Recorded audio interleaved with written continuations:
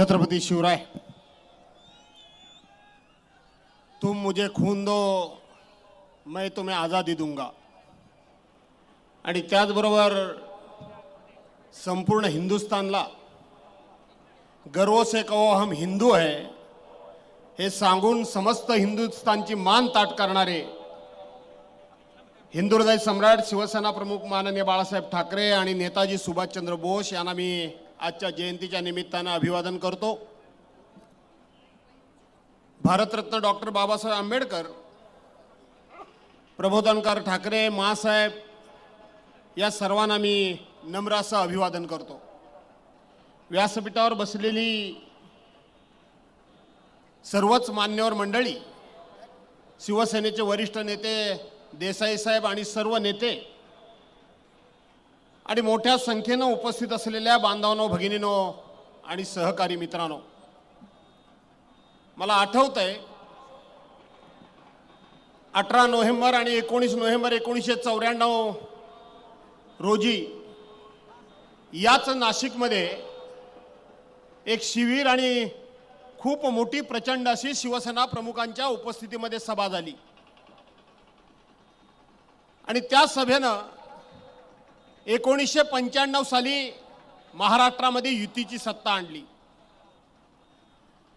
आज पुन्हा एकदा त्यावेळेलाच आपण लढत होतो ते आपल्या विरोधकांजवळ लढत होतो, पण आज पुन्हा एकदा आपल्याला जे लढावं लागतंय ते आपल्या स्वकीयांजवळ लढावं लागतंय। आणि सुरुवातीलाच माझी खात्री आहे किंबहुना आजचं हे शिबिर आणि आजची सभा 2024 साली महाराष्ट्रामध्ये महाविकास आघाडीचं सरकार आणल्याशिवाय राहणार नाही, अशा प्रकारचा माझा विश्वास आहे। सुदैवानं 1994 साली माझी पहिली आमदारकीची उमेदवारी याच मैदानावर हिंदू हृदय सम्राट शिवसेना प्रमुख माननीय बाळासाहेब ठाकरेंनी जाहीर केली होती। याच मैदानावर ज्या अनंत कानरेंच्या नावानं हे मैदान आहे, ते अनंत कानरे सुद्धा ज्या गुहागर विधानसभा मतदारसंघाचं मी आज प्रतिनिधित्व करतो त्याच मतदारसंघातले आईनी गावचे अनंत कानरे आहेत।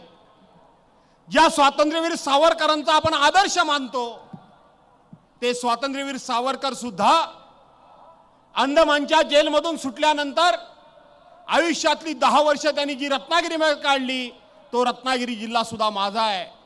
आणि म्हणून त्या मैदानावर कार्यकर्ता म्हणून माझी त्यावेळेला निवड झाली आणि आज आपल्या सर्वांच्या समोर वक्ता म्हणून मला या ठिकाणी भाषण करायला मिळतंय। माझ्यासारखा भाग्यवान मीच आहे असं म्हटलं तर वावगं वाटणार नाही। आणि म्हणून बांधवांनो, भगिनींनो, माझ्यासह आपल्या सर्वांची खूप मोठी जबाबदारी वाढलेली आहे। आज आपण स्वकीयांजवळ आपल्याला लढावं लागणार आहे, आपण लढायचं आहे, लढतोय। कालच अयोध्येमध्ये प्रभू रामचंद्राची त्या ठिकाणी मूर्तीची प्रतिष्ठापना झाली, त्याबद्दल सर्वांनीच भाष्य केलंय। पण आजच्या निमित्तानं मला आपल्या सर्वांना सांगितलं पाहिजे की प्रभू रामचंद्र लहानपणापासून आम्ही जे बघितले, लहानपणापासून आम्हाला शाळेमध्ये, रामायणामध्ये, पुस्तकामध्ये, पुराणामध्ये, इतिहासामध्ये जे आम्हाला प्रभू रामचंद्र शिकवले गेले ते प्रभू रामचंद्र अतिशय नम्र, अतिशय शांत, एक आदर्श बंधू, आदर्श पुत्र, आदर्श अशा प्रकारचा रयतेचा राजा आणि त्याचबरोबर उभा आयुष्यभर आपल्या पत्नीबरोबर केवळ 7 फेरे फिरला नाही तर आयुष्यभर फिरलं, अशा प्रकारचे प्रभू रामचंद्र हे उदाहरण आमच्या डोळ्याच्या समोर आहे, आमच्या डोळ्याच्या समोर आहे। आज संपूर्ण प्रभू रामचंद्र अक्राळ विक्राळ स्वरूपामध्ये, फार तप्त स्वरूपामध्ये आमच्या समोर दाखवले जातात। ते प्रभू रामचंद्र आम्हाला कधी शिकवले गेलेले नव्हते, आम्ही शिकले गेलेलो नव्हतो। आपल्याला आठवत असेल की अयोध्येमध्ये रावणाचा पराभव करताना रावणाचा भाऊ विभीषण, या विभीषणाने सुद्धा प्रभू रामचंद्रांना मदत केली। प्रभू रामचंद्रांनी त्यांची मदत घेतली आणि रावणाचा पराभव झाल्यानंतर ते राज्य प्रभू रामचंद्रांनी आपल्याकरता ठेवलं नाही, तर सन्मानानं विभीषणाला त्या राज्यावर बसवलं. या आत्ताच्या राज्यकर्त्यांसारखं ते राज्य बळकावलं नाही, ते बळकावलं नाही. आज देशाच्या राष्ट्रपती द्रौपदी मुर्मू मॅडम या आदिवासी समाजाच्या राष्ट्रपती म्हणून आम्ही केले असं डांगोरा पिटला जातो. त्याच प्रभू चंद्राने ज्या वेळेला शबरीच्या घरी जाण्याचा निर्णय घेतला, त्यावेळेला प्रभू रामचंद्रांना बोरं मला चांगली द्यायची आहेत, आंबट द्यायची नाही आहेत, तर ती चाखून दिली पाहिजेत. आणि ती चाखून देण्याकरता म्हणून चाकलेली बोरं ही ज्यावेळेला शबरीने समोर ठेवली, त्यावेळेला प्रभू रामचंद्रांनी ती खूप मोठ्या आदराने आणि प्रेमाने घेतली. आज इथं आम्ही राष्ट्रपती आदिवासी समाजाच्या केल्यात म्हणून सांगायचं, आणि दुसऱ्या बाजूला संसद भवनाचं उद्घाटन होत असताना त्या आदिवासी राष्ट्रपतींना त्यांचा मान द्यायचा नाही. प्रभू रामचंद्राच्या मूर्तीच्या स्थापनेची त्या ठिकाणी वास्तविक राज्याच्या देशाच्या प्रमुख म्हणून द्रौपदी मुर्मूंना संधी द्यायला हवी होती, पण त्यांना न देता सगळंच आपल्या ताब्यामध्ये घ्यायचं हे सुरू झालंय. कारसेवकांचा सन्मान नाही, शिवसैनिकांचा सन्मान नाही, शिवसेनेचं योगदान मान्य नाही, अशा प्रकारचं काम हे प्रभू रामचंद्राने आम्हाला कधी शिकवण दिली नाही.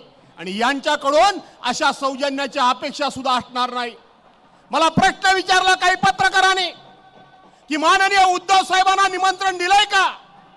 मी सांगितलं, निमंत्रण देणं हे सौजन्य असतं, निमंत्रण देणं ही संस्कृती असते. पण जे आज या प्रभू रामचंद्राचा वापर मतदानाकरता करतायत, त्यांच्याकडून आम्ही सौजन्याची अपेक्षा करत नाही. आम्ही फक्त आणि फक्त प्रभू रामचंद्र त्याचा आदर्श आम्ही मानतो, या लोकांचा आदर्श आम्ही मानत नाही. बांधवांनो, भगिनीनो, या संदर्भात बोलण्याकरता अनेक मंडळी बोलली. मी त्याविषयी फार काय बोलण्याची गरज नाही. पण केवळ आम्हाला डावललं, याला डावललं, त्याला डावललं नाही, तर आज हिंदू धर्माचा अर्थ, हिंदू धर्म सांगण्याचा अधिकार ज्या शंकराचार्यांना आहे, त्या शंकराचार्यांना सुद्धा डावलण्याचं काम या लोकांनी केलं. शंकराचार्यांना डावलण्याचं काम या लोकांनी केलं. सगळ्यात मोठा जर हिंदू धर्माचा अपमान कोणी केला असेल तर ते आजच्या दिल्लीच्या राज्यकर्त्यांनी केलेला आहे, हे आपल्याला विसरून चालणार नाही. हिंदुत्व सांगायचं आणि एका बाजूला हिंदुत्व असेल, राम मंदिर असेल, 370 कलम असेल, संसद भवन असेल, ही सगळी मतदान देणारी एटीएम कार्ड समजून ज्यांनी वापर केला त्यांच्याकडून अपेक्षा नाही. कोण शंकराचार्य? शंकराचार्य म्हणजे आपला धर्म सांगणारे शंकराचार्य. या देशामध्ये 4 धर्मपीठ जी आहेत, ज्या धर्मपीठातून खऱ्या अर्थाने हिंदू धर्म आणि हिंदू धर्माचा अर्थ आणि हिंदू धर्माची दीक्षा आणि शिक्षा दिली जाते, ते शंकराचार्य, त्या शंकराचार्यांचं या सगळ्या राम मंदिरामध्ये, या हिंदू धर्मामध्ये योगदान काय, अशा प्रकारचा प्रश्न विचारला जातो. नरेंद्र मोदींच्या केंद्रीय मंत्रिमंडळातले एक मंत्री जे लघु आहेत, सूक्ष्म आहेत आणि मध्यम आहेत, ते प्रश्न विचारतात. ज्यांचे डोळे उघडे आहेत की नाही ते कळत नाही, परंतु कोणाला तरी खुश करण्याकरता हे लघु, सूक्ष्म आणि मध्यम कोण लक्षात आले की नाही? ज्यांची आपण पिस काढलेत सर्वांनी यापूर्वी. अरे वाद्य चालू आहे त्यामुळे आवाज येत नाही, बोला. कोण चोर? ते विचारतात शंकराचार्य कोण, म्हणजे या देशामध्ये काय चाललंय याचा विचार आता करण्याची सर्वांनी वेळ आलेली आहे. इथं आता प्रत्येकाने याबाबत आपण बोललेलोच आहोत, या लघु सूक्ष्म मध्यमांचं बोललेलोच आहे. त्या बाम लावून रडणाऱ्या बाम लाव्या त्याच्याबद्दल बोललेलो आहे. दुसरे आता प्रश्न विचारतो उद्धव साहेबांना, उद्धव साहेब तुम्ही आता हिंदू धर्म सोडलात आणि काँग्रेस बरोबर गेलात, आम्ही काय लोकांना उत्तर द्यायचं हे सांगत होते. त्याच अजित पवारांच्या मांडीला मांडी लावून हे बसलेत की नाही बसलेत की नाही? निधी देत नाही म्हणून सांगितलं, त्याच अजित पवारांच्या हातामध्ये या ठिकाणी तिजोरीच्या चाव्या आहेत की नाही? नवाब मलिकांच्या बाबतीत उद्धव साहेबांच्या मंत्रिमंडळामध्ये नवाब मलिकांना घेतलं म्हणून हे सांगत होते की बॉम्बस्फोटातल्या आरोपीच्या मांडीला मांडी लावून बसू शकत नाही. मी परवांच्या दिवशी नागपूर अधिवेशनमध्ये खुलेआमपणे त्या नवाब मलिकांचं अभिनंदन केलं की वा रे वा नवाब मलिक, तुम्ही यांच्या मांडीला मांडी लावून बसलात, हे चांगलं केलं, हे मी त्या ठिकाणी सांगितलं. आणि मग मी नाही बाई त्यातली आणि कडी लावा आतली अशा प्रकारचं पत्र राज्याचे उपमुख्यमंत्री शेजारी बसलेल्या मुख्यमंत्र्यांना देतात, उपमुख्यमंत्र्यांना देतात आणि आम्ही कशी स्वच्छ आहोत हे दाखवण्याचा प्रयत्न करतात. पण हे किती त्या ठिकाणी बरबटलेले आहेत हे संपूर्ण देशाला आणि जगाला आता कळून चुकलेलं आहे. आणि म्हणून बांधवांनो भगिनींनो, या ठिकाणी मी काय फार बोलू इच्छित नाही. मला माहित नाही विनायकराव तरी मला किती वेळ दिलाय, खुणवत आहेत, आणि म्हणून फार काय बोलू इच्छित नाही. पण या वेळेला मी बोलणार आहे ते सौभाग्यवती रश्मी वहिनींकरता बोलणार आहे. सौभाग्यवती रश्मी वहिनींकरता मी बोलणार आहे. मला माहित नाही उद्धव साहेबांना ते आवडेल की नाही आवडेल. मला सकाळपासून पत्रकार प्रश्न विचारत होते की तेजस ठाकरे काल पूजेला बसले होते, ते आता राजकारणात उतरणार की नाही उतरणार. त्या प्रश्नाला मी उत्तर दिलं नाही. मी उत्तर एवढ्या करता दिलं नाही की पुण्यामध्ये एका काँग्रेसच्या नेत्याने एक भाषण केलं होतं, आदित्य ठाकरेंच्या बद्दल भाषण केलं होतं की आदित्य साहेब, मी तुमच्यावर प्रेम करतो, तुम्ही मला आवडता. ते हिंदू हृदय सम्राट शिवसेना प्रमुख मान्य बाळासाहेब ठाकरेंचे नातू म्हणून नाही, उद्धव साहेबांचे चिरंजीव म्हणून नाही, तुम्ही मंत्री म्हणून नाही, तुम्ही आमदार म्हणून नाही, तर तुम्ही मला आवडता. ज्या वेळेला तुमच्या वडिलांना म्हणजे उद्धव साहेबांना या 40 कोल्या कुत्र्यांनी ज्या वेळेला घेरलं होतं त्यावेळेला वाघाची झेप तुम्ही घेतलीत आणि उभे राहिलात म्हणून तुम्ही आम्हाला आवडता. हे आदित्य साहेबांना एका काँग्रेसच्या नेत्यानं सांगितलं. त्याचप्रमाणे आदित्य तेजस ठाकरेंना जेव्हा कधी वाटेल त्यावेळेला ते जरूर झेप घेतील, कारण तोही वाघाचाच बछडा आहे हे मला माहिती आहे. घेणार. पण मला इथं वहिनींबद्दल बोलायचं आहे. आज सकाळपासून राहून मला सारख्या या ठिकाणी वहिनी बसल्यात, त्याच प्रकारे मला मासाहेब बसलेल्या दिसतात, मासाहेब बसलेल्या दिसतात. अशाच मासाहेब बसायच्या, अशाच बसायच्या. व्यासपीठावर एका बाजूला धगधगता अग्निकुंड असायचं, एका बाजूला बाळासाहेबांच्या रूपानं जमदाग्नी ही तळपत असायची आणि दुसऱ्या बाजूला याच चंद्राप्रमाणे शांत अशा समोर मासाहेब बसलेले असायच्या. मी या ठिकाणी रश्मी वहिनींना बघितलं. मुख्यमंत्रीपद गेल्यानंतर शांत संयमी मी रश्मी वहिनींना बघितलं.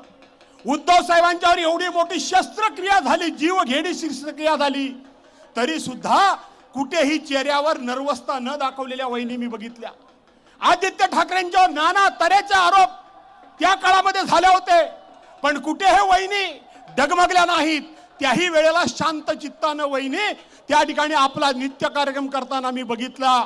आणि म्हणून वहिनींना माझी विनंती आहे की मला मगाशी काही ज्या मी पूर्व विदर्भामध्ये आता पक्षानं माझी नेमणूक केली आहे, त्या पक्षाच्या वतीनं त्या महिलांच्या वतीनं काही महिला मला भेटल्या होत्या. त्यांनी मला सांगितलं की साहेब तुम्ही वहिनींना साकडं घाला आणि वहिनींना बाहेर पडू द्या. वहिनी जर बाहेर पडल्या, वहिनी बाहेर पडायला पाहिजेत. का पडायला पाहिजेत? तर मध्यंतरी या महाराष्ट्राचे पहिले मुख्यमंत्री कैलासवासी यशवंतरावजी चव्हाण यांच्या सौभाग्यवती वेणुताई, शरद पवारांच्या सौभाग्यवती प्रतिभाताई पाटील, शंकरराव चव्हाणांच्या सौभाग्यवती, विलासराव देशमुखांच्या सौभाग्यवती वैशालीताई देशमुख, अशा काही माजी मुख्यमंत्र्यांच्या पत्नींच्या यादीमध्ये जर त्याच पत्नींच्या बरोबरीनं विनम्र जर कोण असतील तर त्या रश्मी ठाकरे असतील, असा एक लेख आला होता. एक आदर्श पत्नी म्हणून, एक आदर्श माता म्हणून, एक आदर्श गृहिणी म्हणून आणि एक आदर्श राज्यकर्त्याची पत्नी म्हणून तुमचं त्या यादीमध्ये नाव आलं होतं. आणि म्हणून वहिनी आता बाहेर पडायची वेळ आली आहे, बाहेर पडायची वेळ आली आहे. विश्वासघात झालाय, विश्वासघात झालाय. आपल्या पक्षप्रमुखाला भर गादीवरून खाली ओढलंय. अशा वेळेला गप्प बसायचं नाहीये. हेण्याकरता सर्वांनी बाहेर पडलं पाहिजे असं माझं आपल्या सर्वांना आव्हान आहे. आणि त्याच्याकरता हे शिबिर त्याच्याकरता ही सभा निर्णायक ठरेल. आणि ज्याने ज्याने गद्दारी केले, ज्याने ज्याने विश्वासघात केलाय, त्यांना या देवभूमीमध्ये राजकीय दृष्ट्या गाळल्याशिवाय राहायचं नाही असं आव्हान करतो आणि आपल्या सर्वांची रजा घेतो. जय हिंद, जय महाराष्ट्र. धन्यवाद भास्करजी. आणि यानंतर आपण ज्यांना ऐकण्यासाठी आता उत्सुक आहोत, शिवसेना नेते खासदार